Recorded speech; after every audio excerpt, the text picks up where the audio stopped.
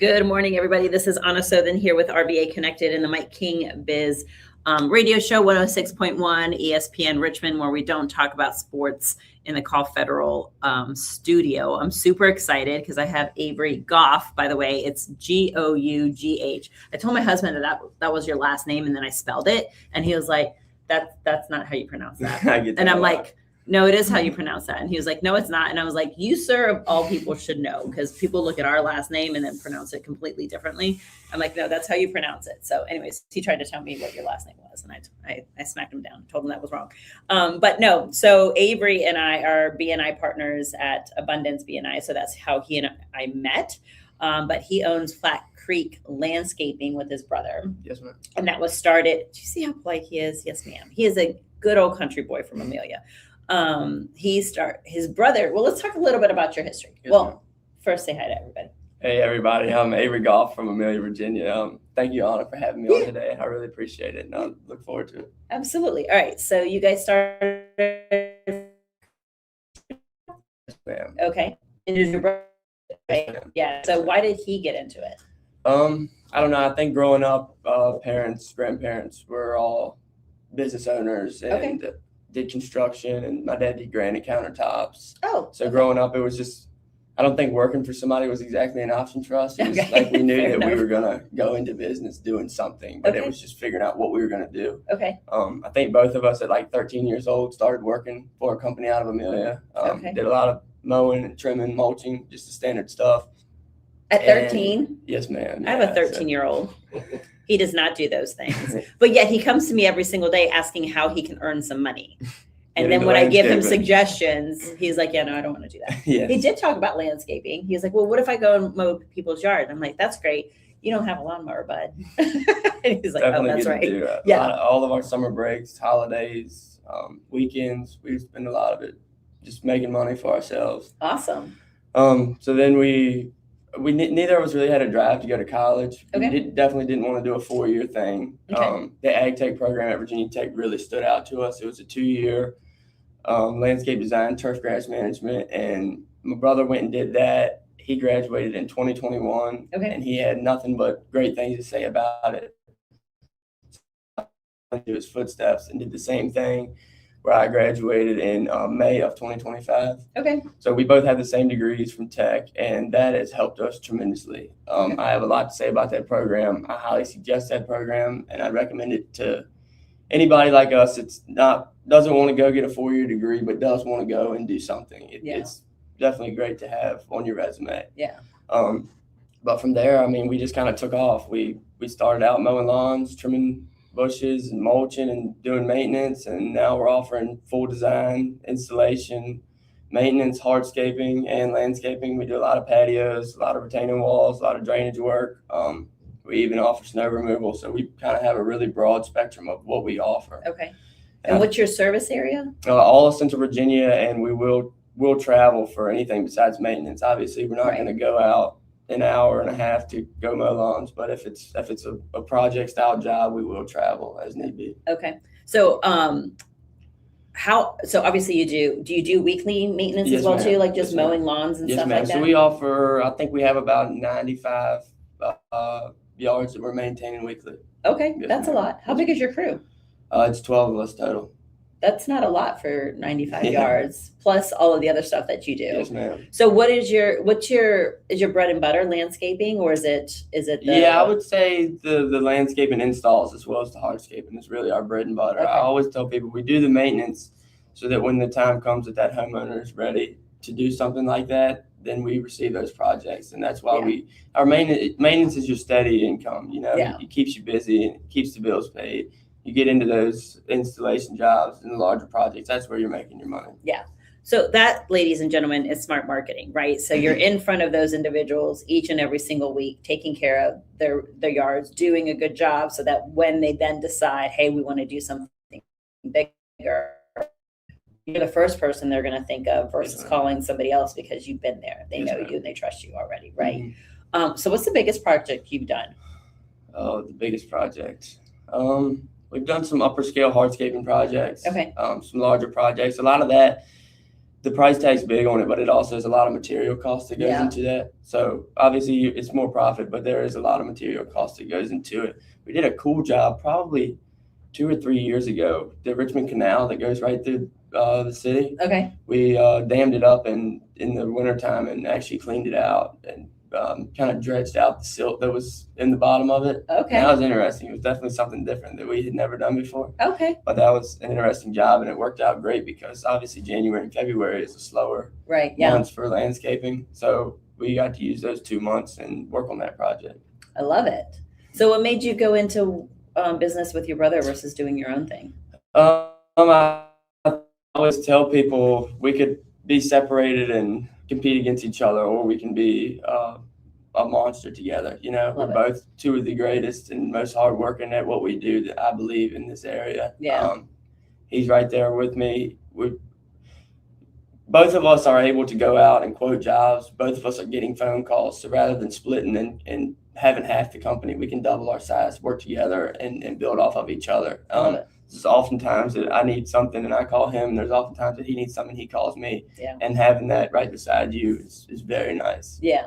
Do you like working with your brother? Are there challenges? It's good and bad days. You know, that's how family works. But all in all, yeah, I think it's great. Okay. I wouldn't want to do it with anybody else. That's for sure. Well, I'm always curious, right? So there's a lot of people that I know that have gone into business with like their spouses and stuff like that. And I remember when I was really, really young, one of my friends always said, it's always harder to work with family, right? And she was an artist, and her philosophy was charge your friends and your family double what you would charge regular people, because you probably have friends or whatever who are like, hey, can you just come over and cut our grass? Because that's what you do. Yeah. So, and they expect to pay you or not pay you at all because they're friends and family. So I'm always curious what it's like to work, in a family dynamic when you own a business. My husband has always said he'll never work with me. Yeah. He loves me more than anything in this world, but he will not work with me. Right? Yeah. It's some people can and some people can't. We would get divorced if we worked together, which is totally fair. Okay, so you guys currently have 12 guys on your crew, right? So are you looking to expand, and what does that look like? Yeah, okay. I think in the next year to 2 years, we hope to get some kind of location, maybe a storefront or something that offers some kind of display, definitely a logo to promote us more and be seen, Okay. So I think that'll help us out a lot. And then just growing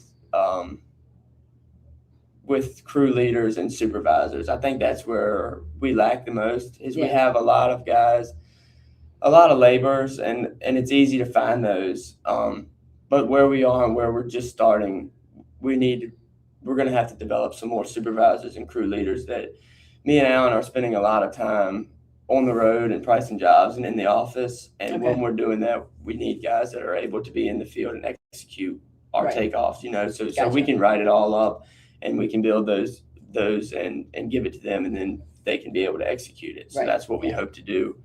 Starting next year, I think we'll have some better guys. And didn't you just bring on somebody who could do like CAD designs too? You were telling me about that. Or were you going to bring on somebody? We have people that kind of sub for us. So they're not full-time, but they're right there if we need them. Gotcha. Okay. Yes, and do you so if somebody goes and wants to do a backyard install, I'm thinking like when we did it, because we did it during COVID, and that was an interesting experience. But do you how does that process work of figuring out what can be done? Because there's the homeowner's idea, right? And then what can be done, right? So you as the professional coming in and be like, yeah, that sounds like a really good idea, but it either can't be done or it's going to cost a lot more because of X, Y, and Z. So for example, our backyard, we built a patio because I called our house the Louisiana Soup Bowl. Okay.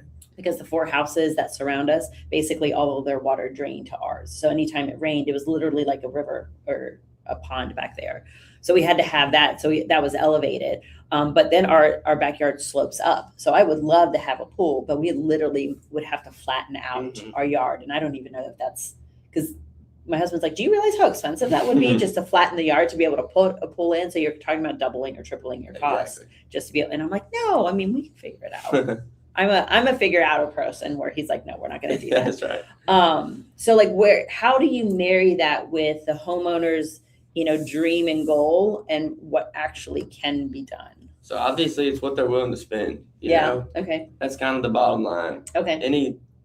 Anything to an extent can be built and created in your living area as long as you're willing to spend that kind of money. Right. The second step is when you get a budget. So then it's creating the best that you can create with that budget, you know, and getting, a lot of the times it's getting the basics. So like if they want a fire pit, they want that fire pit, you know, you got to figure out, do you want the fire pit or do you want more areas for tables and chairs and more people, you know? Right. So it's like, let's get the exact thing that you want. You want a fire pit or you want a water feature, you know what? And then we can work around those things and help create within your budget the most that you can get, because obviously with that comes plantings and drainage work and everything else. So that all falls into it, and that creates the project to be a lot more than what they ever anticipated. Right. And that happens a lot. I actually just looked at a project this morning. It's the same scenario. There was 6 houses up above it, and they were all draining right to their backyard. So we're going to have to go in and do a couple $1,000s worth of just drainage work before we can even begin the project to do the outdoor living area. Yeah. So that's just something that's unfortunate, but it has to be done to be able to build in that backyard. Yeah. We ended up having to put French drains. Yeah. And when it rains, it's literally like, I mean, it's like a fire hose that comes out. They had to do it all the way to the street, bust up the curb, and then reinstall the curb in order to be able to do it. And we still, when it gets really, really heavy rains, it's still pretty bad. But then they even had to they had to bring in, what's it called? Crush and run. Yeah. They had to bring that in. And originally they were like, oh, we can put, however many tons of it. And then they did that and they're like, yeah, no, we're going to have to triple this because it still was too low. Yeah. We get it a lot. And it's a lot of these new neighborhoods, they're packing them in there, and their gutter drains end up on somebody else, flowing into somebody else's yard. Yep. We've gotten into a few jobs digging patios, and it's wet, and you just got to keep going until you can hit some solid ground to build up from, because if you start building back on the wet ground, you're going to have failure in the future. And with us offering a warranty, it's we're going to leave the product the way it should be. Yeah. I heard somebody say one time there's only 2 types of concrete. The one that is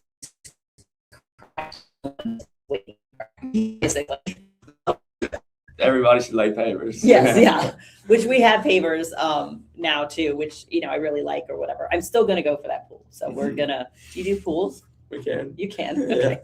We can make it happen. So the back, my husband's like, you have so many projects, and there's only so much time and money that is available. Yeah.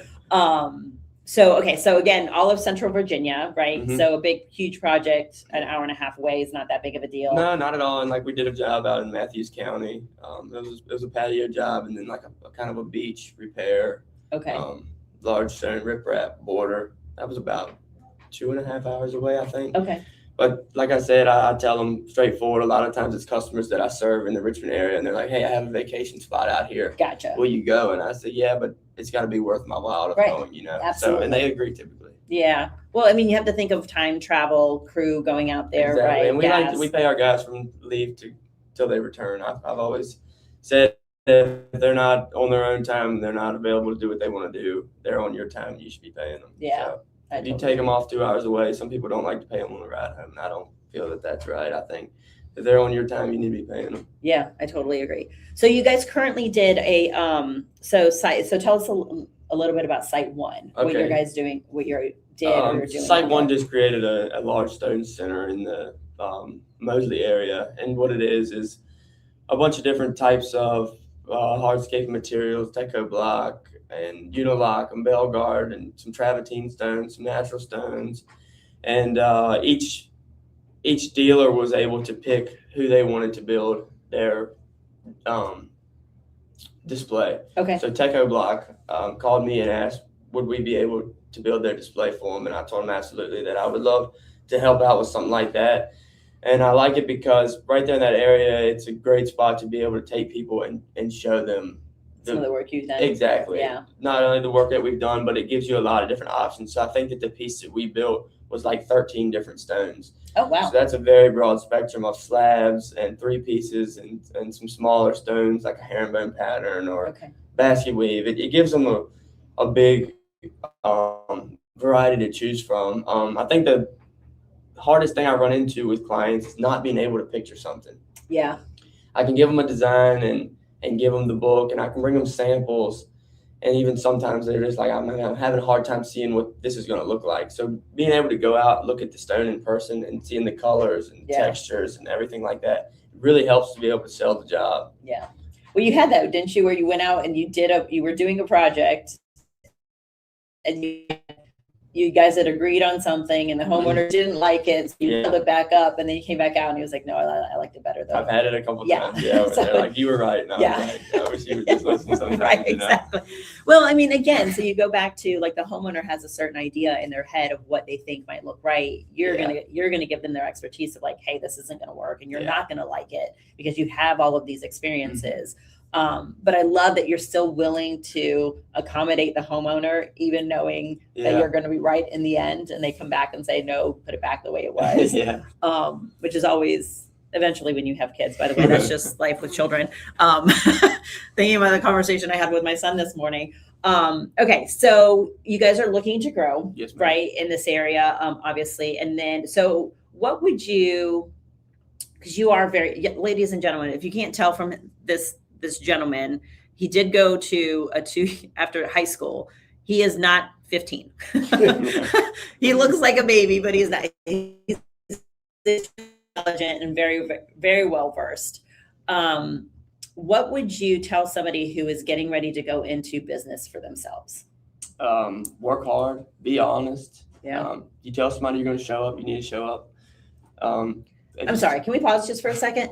All contractors. Okay, so the biggest, and tell me if this is true or not, most complaints that people have about contractors is not following up or not returning a phone call or not even picking up the phone. I get people that I go out and meet with them and they just thank me so much for even showing up because they said, I've called 5 people before you and no one showed up. So I always try to make it a priority. If I get a phone call, I try to be on site within 24 to 48 hours. Okay. Having them an estimate within 5 days. So that's kind of where we stand, and I think that's worked out great for us. It's show up, work hard, do what you're going to do, and do the best that you can do at it.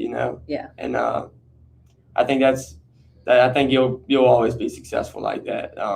Don't try to take advantage of anybody. If you see somebody willing to spend some more, some people will take advantage of that and start getting greedy, and then the customer ends up figuring out and then they leave them. And if you would have just stayed honest with them, you would have kept their business for a lifetime. People get greedy, and that's when stuff doesn't work out for them, I feel. So why do you think it's such a bad, that the contracting industry has such a bad rap for, I mean, obviously that they don't pick up the phone, but why do you think that they don't pick up the phone? I guess just busy. That's really the only thought that I could have is they're just busy with what they've got going on and they're not really looking to expand or do more. It really doesn't make sense to me, that people they do the advertising and they do the branding and they put their phone number everywhere, but when it comes time to do it, that they don't show up, so I'm not really sure. I guess it just get their hands tied up in something, and a lot of times I think that people don't even realize that they get into something else and completely forget about it and leave somebody hanging. Well, I mean, and it does happen, right? So like we're all human and there's grace to be offered there, but the worst thing you can do is to have a bad reputation, right? That'll spread like wildfire. It takes so much for people to like refer you and actually be an advocate for your business. So even if they are too busy, like just answering the phone and say, hey, thank you so much for calling me. I apologize. We don't have the space to do it. But here's, I think, where contractors could do a lot better is partnering with people who are in their industry, right? And saying, hey, I can't do it, but I've got a really good referral partner. I know that they have space on their schedule to be able to get you accommodated within the next couple of weeks where we're 3, 4, 5 months out, that they're going to remember. So like, they're going to remember that you took care of them, even if, versus not answering the phone. By the way, if anybody's ever read the book, it's the Go Giver. It's a really great book. You should read it. There's the Go Giver Marriage. There's the Go Giver Leadership, all of these but that one specifically, he actually referred, he got a phone call from somebody who was wanting to use the services and he just didn't have the capacity to do it. So he gave it to his biggest competitor. But that customer was literally a customer for life. He's like, I knew you like you did right by me versus right by your pocketbook. Exactly. Right. So okay, so tell people how they can find you. Okay. Phone number, website. Phone number is 804-310-9291. Also follow us on Facebook, give us a like, share.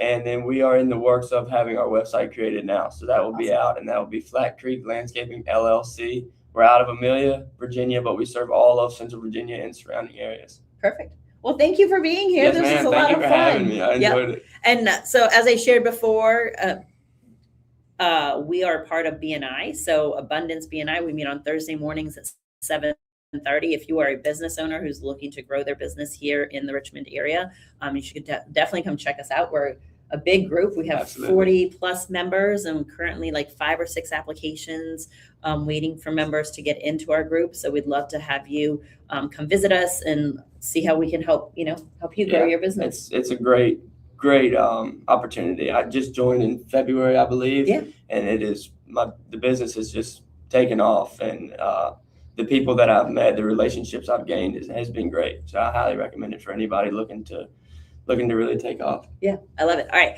Thank you guys for being here. Let me check and see who's actually on the schedule for next week. I should always look this up and then I forget. But September 1st, we have, Curtis is coming in next week. I was just talking to him yesterday. I should have remembered that and I didn't. So yeah, make sure that you tune in next week. Another BNI partner of mine is coming in, Curtis Galbraith with EnviroWash. So as always, stay fluid, my friends. I'm always cheering for you. Have a great day. Love you. Bye.